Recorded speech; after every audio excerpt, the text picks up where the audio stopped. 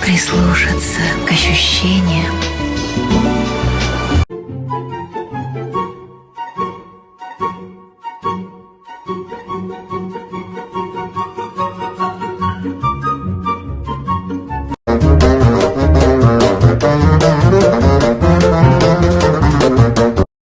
Why is he looking at me like that? What's up, little bud? Got a staring problem, pal?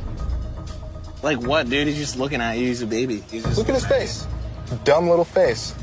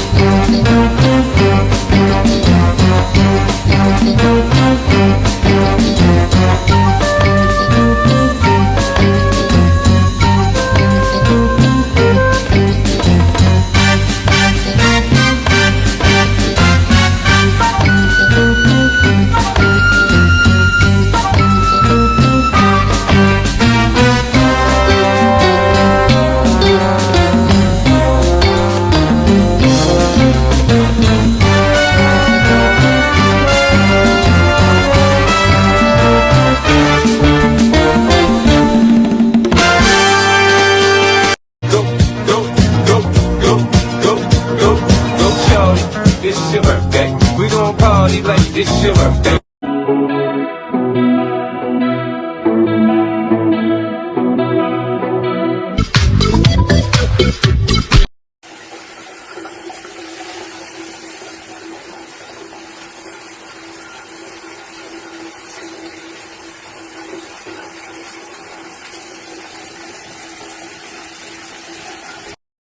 Oh no, I hope I don't fall.